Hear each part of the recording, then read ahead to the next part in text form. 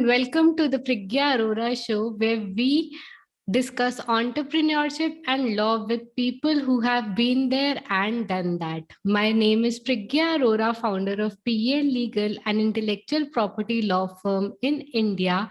And today we have a special guest, Stephen K., who is the co-founder of Inventors. Welcome, Stephen, on the show.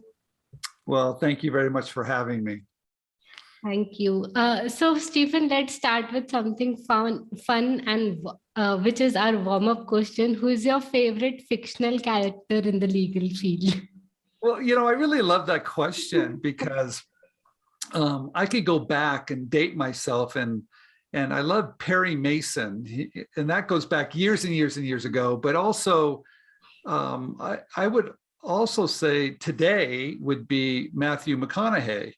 And one of, he's always playing a lawyer or something. And I don't exactly remember the name of the movie, but he's so wonderful. I love to watch him in anything, but that's such a wonderful question, but thank you. So, Stephen, do you think they show reality on television and in movies? I hope so. I'm not sure. I think it's a little bit more complex in reality, but I think there's things on TV that hit close to home. Yeah, I do. Wow. A little bit. Yeah. Awesome. So now, Stephen, coming to you, can you tell us your life story and what gave you the idea to start Inventors? Well, yeah, that's kind of an interesting story because I was just, when I was in my 20s, I wasn't quite sure what I wanted to do. And I was studying economics, which was very boring at the time, and I just happened to take an art class, and I found that I really loved to be someone that was creative.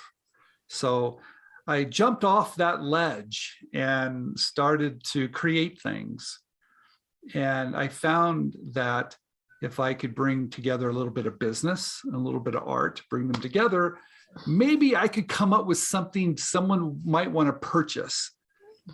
And then that led me down a road to learn a little bit about intellectual property to protect some of those ideas that I created, right? And that was by accident because I had this one idea and I sent it to a very big company, and the first thing out of their mouths were, do you have a patent on that? And that's when I panicked, like everybody panics, and realized I better learn as much as I can about how to protect my ideas. And that's how it all started. Now, Inventors was a, I wouldn't say an accident, but it kind of was. I realized that I was fairly creative and I knew how to license ideas. I didn't want to start a company. I didn't think I had the skills, but I knew enough to come up with ideas that companies wanted, and how to leverage intellectual property, right? And how to show a company an idea that I had filed intellectual property, and that they liked it, they would license it from me. So I learned a very easy way to do it, I guess. And I started talking about it, and people started listening, and next thing you know, we had a company. Yeah. Wow. Stephen, I know it's amazing to see, like while we are doing stuff, we are not able to comprehend what will happen in the future. But when we look back, it's like all the dots are connecting and making us do whatever we are doing right now. Well, it surprises me that, I wasn't very good at school. School was very difficult for me. But I could see things very clearly somehow. And I see this process of creating things and filing intellectual property that matches up with what you're filing, to give you that ownership, right? To do a startup, to raise money, to get a licensing deal. That was very clear to me, and still is today. And I'm very fascinated by it. It's complicated, but it's simple too. Most creative people would like to own what they create. Yes. Okay, so in simple terms, okay. So to me, it's very simple. Now, all the tools to do that can be a little complex, how you use them, because you can use them in all different type of ways. Yeah. And that's, I guess I like that too, because it is a little bit of like a chess game. And what do you need for this? And what do you need for that to give you that perceived ownership for people to want to work with you? Right. So, Stephen, a question just came into my mind. Has it ever happened that an inventor is not ready to give away his technology for whatever money he's getting, and he thinks, "No, I want the ownership, so I'll not assign this IP to anyone else." Has it ever happened? Well, inventors are very interesting. I think I wish more inventors would become entrepreneurs Yeah. and their mindset, because you have to be practical, kind of, and it's really business. Yes. I look at intellectual property from a business perspective. Good. So even though I want to own what I create, I still realize I have to share it in such a way to create revenue, right? Yes. If not, it's just a hobby, kind of. So, and I do like that, business is probably one of the greatest art forms. And it's really interesting. I don't think people look at it that way. Business is very difficult, but if you can, it's like beautiful music. If you put the right notes together, it sounds beautiful. Business is like that too. If you put all the right things together and it works, Yes. it's amazing. And that's why I think I like it so much. And that's why I like looking at intellectual property from a business perspective, which is a little bit different than I think than some people are looking at it from, I just want to protect it. Correct. I think there's more to that. And having fear that someone's going to steal it, I don't think that's the best approach to have. I think you just have to look at how to use it correctly to get the things that you would want to get accomplished. Yeah. Correct. Stephen, I agree with you so much that, business is a form of art, because sometimes business is considered as, oh my God, it's something very difficult. I don't know how I'll do business development, product development, client management, and everything together. But as you said, it's a piece of art. And when we, place everything together in some structure, in some format, it's like music. Like if structure works, a business is working. Yeah. What's interesting about it, I wish that people would look at it that way a little bit more. And I do know that intellectual property is probably confusing to a lot of people. Yes. And I don't know if a lot of people understand why it's important to have kind of, or what is it? Why is it important? And someone said to me, they need to change the name. I go, what do you mean? Intellectual property? No one understands that. Change that name. So it's a very interesting world that we're provided with these great tools to own our creativity, type of thing, and manage it and license it and sell it and see it produced and see people use it and see the magic of innovation. It's a wonderful time. Yeah. So, Stephen, we talked to a lot of patent attorneys and regarding the process of patenting, how difficult it is in US, how it is there in Europe, how it is there in India. But it's great to see an insight from the perspective of commercialization and licensing. So can you tell us a little bit more about the process you follow and how you basically take a licensing deal from point A to point B? Okay, that's a great question.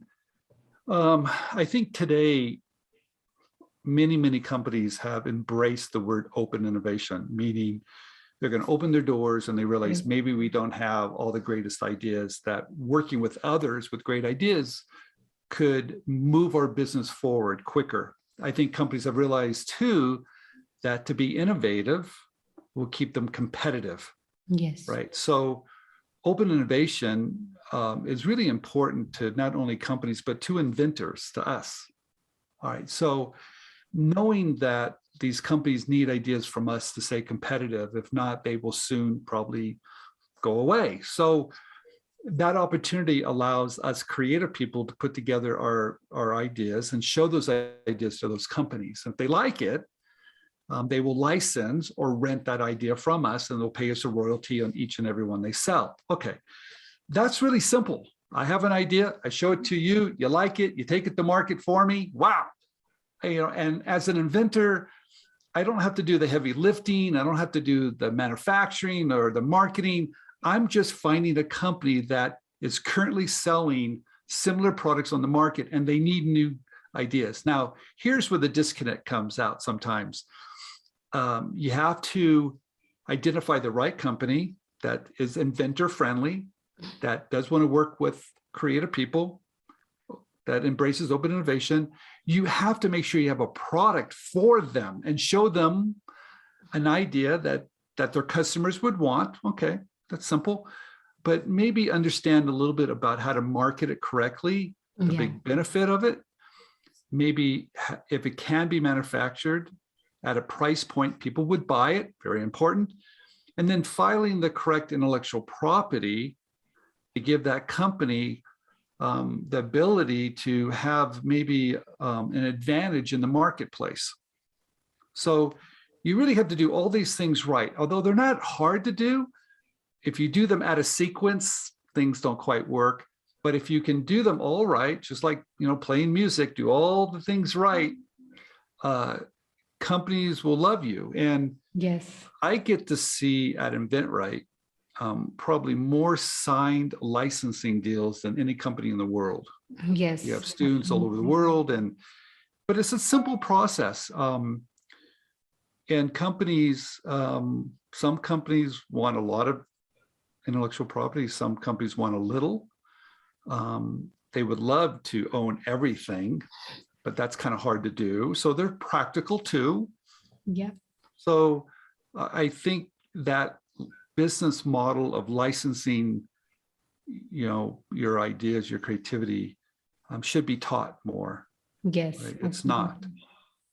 And I will be speaking at the World Intellectual Property Forum, which is basically held in India, but I think this year it's going to be held in Bangkok. I will be speaking there, and I will be talking. My lecture is kind of interesting. I'm going to be talking of how to write better patents, how to write patents that are marketable, how to write patents that the market wants, how to write patents that have value.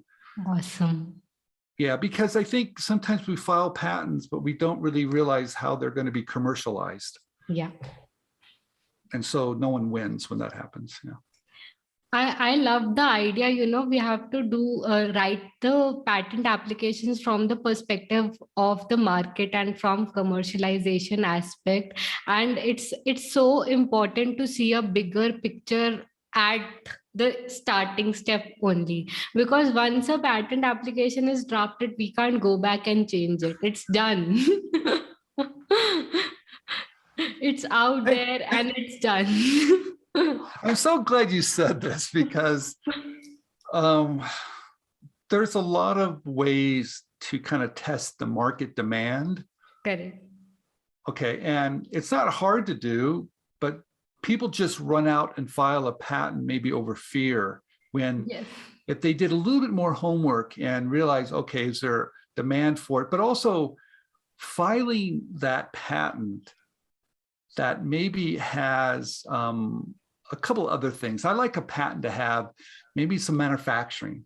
How do I actually make it? I think that's missing sometimes. Or how do I make it to where it can be produced at a price point people will buy? I think that's completely missed. I think the right material selection is sometimes, I don't know if it's you're hitting the target. Sometimes it's too broad. I think also workarounds and variations. You need to protect not only your little invention, but the innovation. And so when you start to look at all those things, you realize that really has value now, because you're doing much more than just filing on this one little thing. You're kind of opening it up, and you're giving a company the ability to expand, to do line extensions to grow it. So, but I don't know whose job that is. It's not the patent attorney's job, because that's too much. Okay. Yeah. But it's that creator's job to collect that information and then give it to the patent attorney and go, this is what I need. So there's kind of this disconnect going on. It's crazy. I do believe that there's some improvement that can be done here, I think. And I just don't like to see intellectual property that's filed and it goes nowhere. I think that's an asset that's being wasted. Yeah. Yeah.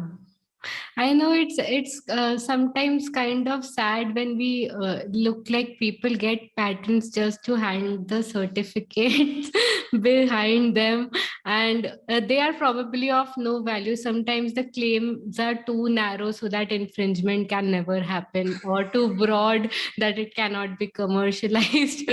so yeah, Well, but then we're talking the same language. I do think there's a sense of pride that comes with getting a patent at first.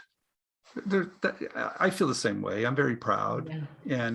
But then again, once you get beyond that, correct. Yeah, and like this is business, right? And you're right about being too narrow. You hit the nail on the head. How did we really use it? I'm involved in a packaging innovation you can see on the back, and that's a packaging innovation that eliminates the plastic rings on beverages that are terrible for the environment. And that packaging innovation was licensed to a very large packaging company, but it wasn't just the IP. It wasn't just patents that was licensed. It was more than that. It was knowledge. It was putting the right team together. It was giving confidence. It was all these things that build upon intellectual property, but it still uses it, but there's much more to it. Yes. And so I think that's what I would like to start to share with more and more people, of how to put the right pieces together so your ideas can be commercialized. Yeah. So you are doing this with your YouTube channel called Invent Right TV. So now coming to that, how did you thought of starting it, and how do you innovate with the content and keep it alive for the audience? Well, that was also by accident.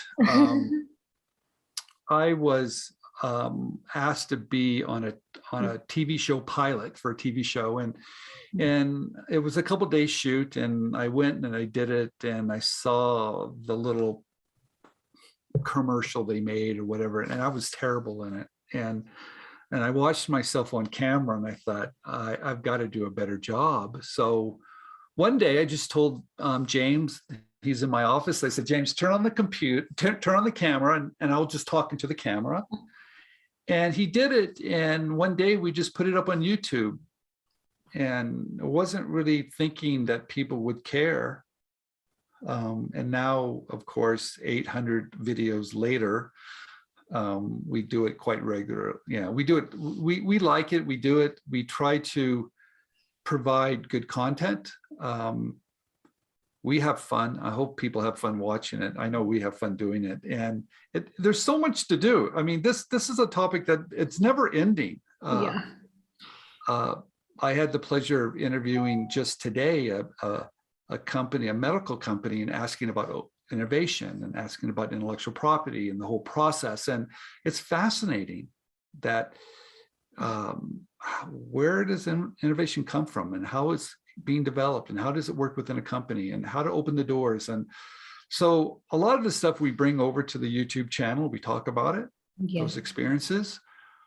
And I think people like it. And that's how people, I think, find me now, is through the YouTube channel, which is really kind of a funny thing, since it was just kind of, by mistake. Yes. But Stephen, that is pure perseverance and consistency. 800 videos, I can't even imagine that. And a person from IT field has so many videos on the channel.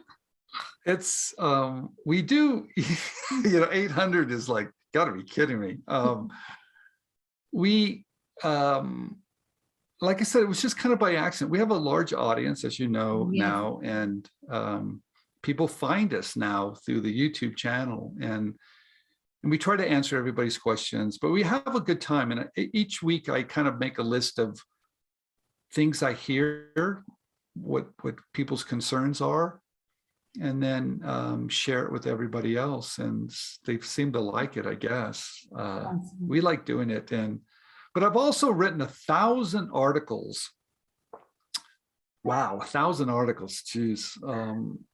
And over the last 10 years, 1,000,000 words, 1,000,000 words. And you know, I remember when I first started writing, someone said, gee, you know, after about a year, you probably have said everything you need to say. And 10 years later, I kind of laugh because it's like, I think we've just scratched the surface. There's a lot to say. And so, yeah, I like it. I like all aspects of it very much. What is the aspect which makes you happy? That's actually quite simple. I like to see someone that has kind of followed what we're teaching, or watched our video, or read a book, or read an article, and then they're able to license an idea because of it. There's a gentleman, there's a gentleman that I was in Cairo this year speaking at an event called Rise Up, and I met someone that read one of my books and watched the video, and now his product is, in fact, it's right there on the shelf. It's called the Power Lock. Is that the Power Lock? Yeah, the Power Lock, and it sells around the world. And he just watched the video, and now it's selling everywhere. So I guess that's what gives me joy, is watching others now, right? Of course, I've been licensing ideas forever, so I don't. You know, I've told that story many times, but to see other people and see their attitudes change, right? And they're empowered. You know, they found this strength of creating and reaching out to companies and filing intellectual property, and I see them change from maybe being a little bit fearful, a little bit insecure, a little bit doubtful, to being strong. Wow. Yeah, so I get to see that, and I guess that's the greatest joy, and I get to see it all the time. In fact, today I saw it. This week I saw it 2 times from 2 of our students. So I think it's wonderful. Yeah, Stephen, I think transformation is the best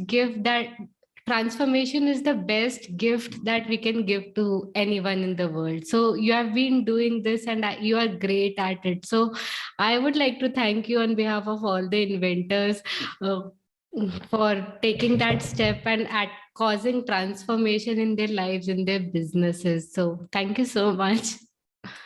well, thank you. I occasionally, I have to tell this quick story. Someone from India, a teacher, asked me if I would teach their students.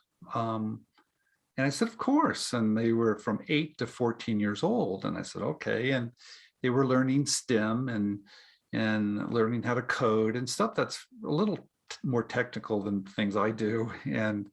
And so it was on Saturday, it's on Friday night for me, Saturday morning for them. And I remember I came on and all the kids didn't have their cameras on. It was on Zoom. Yeah.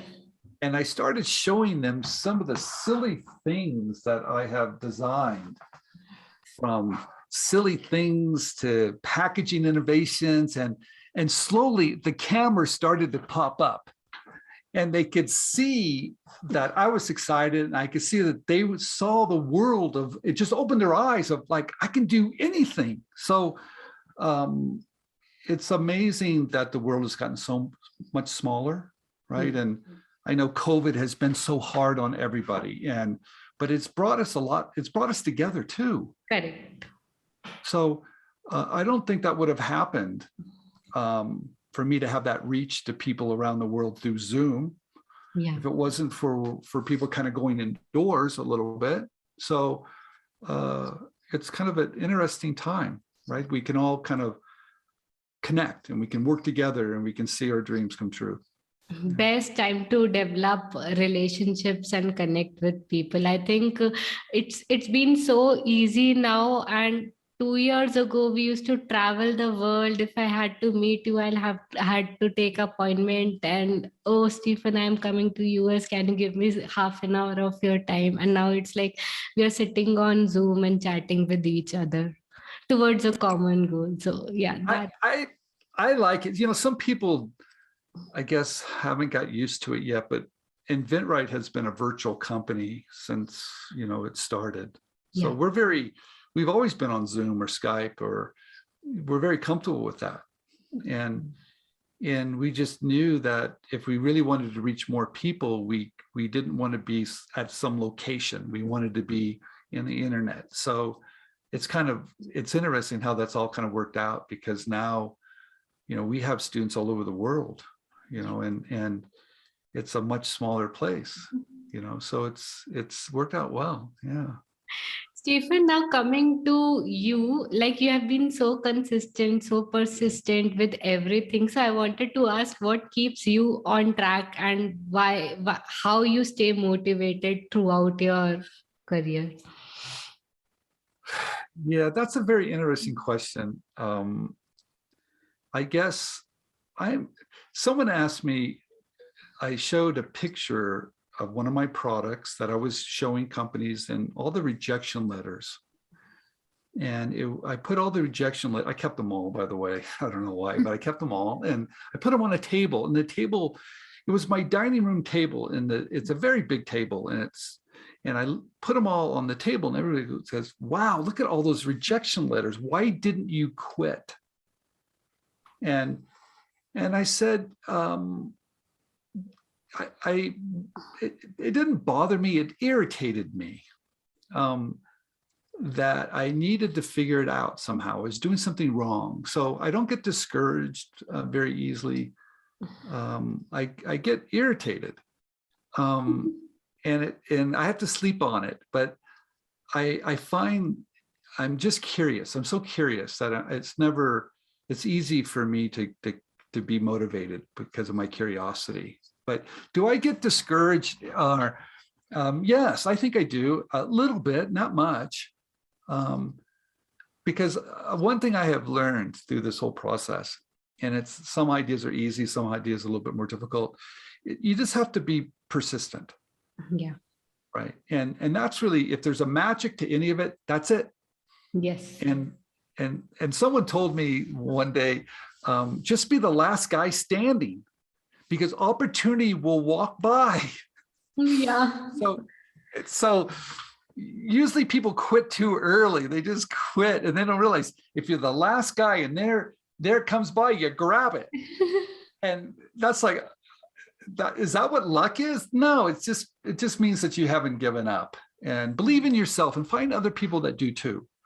And find your community, and we can all support each other. Yeah. Absolutely. I think what you said is such a beautiful message, that for being persistent, we have to be the last guy standing, and opportunity will come up. And second, most important aspect is the community. If we have like-minded people around us, I'm sure everybody will push us to stand through to that point and until we reach our goals. So we'll be standing if we have support from the community. Yeah, we in InventRight, we have classes all the time where we get together and we support each other. And it's very important. And we tell stories of what's happened to you and what happens to you. And it motivates people. You have to find your community. If you do this by yourself, I think you'll go crazy. And your spouse or your friends are only want to hear about your idea a couple times, and then they're like, stop talking about it. So you have to find your like-minded individuals that love it too. It's like a businessman speaking about business 24 hours a day, and for people at home, oh my God, what why don't you have another life? Don't you have any other thing in life? Any other better thing? No, I love working. You know what's really interesting about that? I had a patent examiner watch one of my YouTube videos. He called me yesterday, and he was so excited about the topic of office actions and what's going on at the USPTO. I mean, and I was excited too. And we were talking about it. And I said, thank you for calling me. And he says, I don't know who else to talk to about this. And I said, he goes, I can't talk to anybody I know. They think I'm crazy. So, yeah, I think it's really important to find people that understand it. They know what you're going through a little bit too. Yeah. Yeah, because at times you're going to need that support, right? Because it's not going to be easy, and you're going to get a little discouraged, and you need someone that's in your team going, you can do this, keep at it. Yes. And I'm a big believer in building teams, yeah, too. So Stephen, now coming to our 3-to-1 rapid fire round very quickly. First is 3 things that you are grateful for. Oh, geez. I would say I'm grateful that I have a wonderful family, but I'm also having an amazing wife. Okay, I would say that's number 1. I've been married for 33 years, so I think have to be very grateful for that. I think also I just have good friends and a good community, right? I think I have to be really thankful for that, and I think I'm also thankful that I'm at a point in my life where I think I can make a difference a little bit too. And I want to give back, and I'm thankful for the opportunity to be able to help. And I guess I'm really thankful that people even care. I'm always dumbfounded that they would even care, but they do. So they motivate me. And so I'm grateful for everything in my life. Yeah, very much. Friends, family, people, and the desire to help everybody. Great. So now 2 traits or habits that you think are useful for someone in our field. Well, I think, like we said before, you need to be determined. You need to be, I think you need a little, be able to have a little structure, even though you're creative, out of that chaos, you need a little structure. But I do think the one trait that's probably the most important is just being curious. Yeah. You have to be curious. You have to wonder why. Yes. And not be afraid to ask why or investigate or look around and just have an open mind, right? And listen to others, right? And I think the curiosity. I think one of the greatest things, I like to travel a lot and see other cultures and other things, because it gives me that curiosity of how things are done in different places. And I see some really amazing things that are really simple that but I also realize everybody's all the same. And it always brings me back to everybody is all the same. And but it's the curiosity, I think, is the greatest trait you need. Yeah. So determination, structure, and curiosity. Yeah. And now one aspiration that you have for the future. Yeah, I still have big dreams.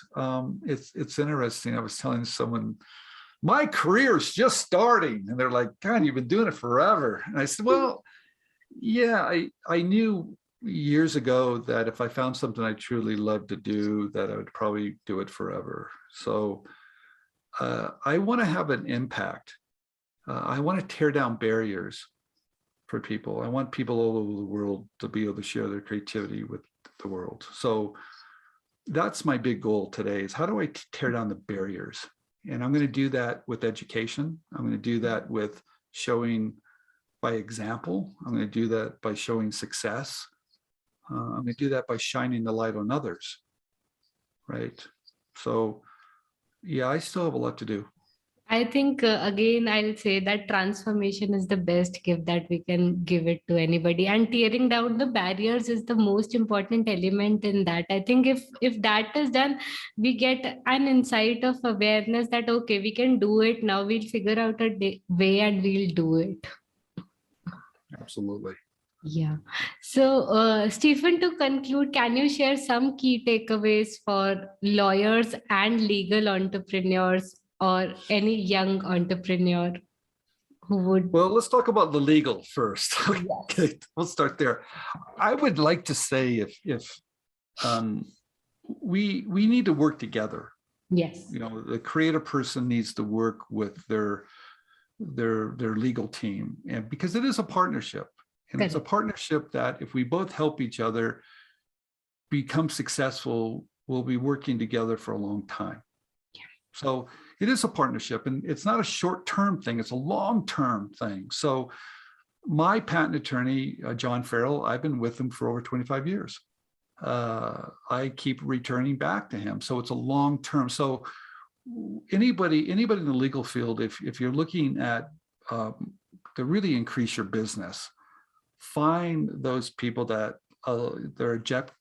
find the people that you can truly help, that really value you, and you both value each other to help each other. So that's a long-term goal, and I think everybody's going to be successful. The only advice I could give to inventors would be educate yourself, right? And don't be surprised, or learn as much as you can about the wonderful tools and about business and about all the aspects of all the big picture. And maybe there's things that that are kind of boring to you. Learn them anyway. Yeah, and because at the end of the day, it's all knowledge based. It's not a problem of patents or prototypes or money. It's a knowledge problem. So if you realize it that way, gather as much knowledge as you can and work with really great people, and just realize you're going to make some mistakes along the way, right? So, but keep at it, be persistent, and get toughen up a little bit. Yeah. So it's like gain knowledge and work with the right people. I think that are the most two important things that people should always have in mind. So yeah, with that, I would like to thank you. Thank you so much for your time and for being on the show. I love the conversation. I love that we both speak same language. And thank you so much, Stephen, for being here. Well, thank you very much for the opportunity. I appreciate it very much. Hey there, thank you for attending today's session. If you enjoyed today's session, do follow our channel and consider sharing it with a friend. My name is Priggya Arora, daughter of inspiring parents, alumna of IIT Kharagpur, engineer turned lawyer and entrepreneur, and now founder of PA Legal, where we help creators and innovators protect their intellectual property. Thank you.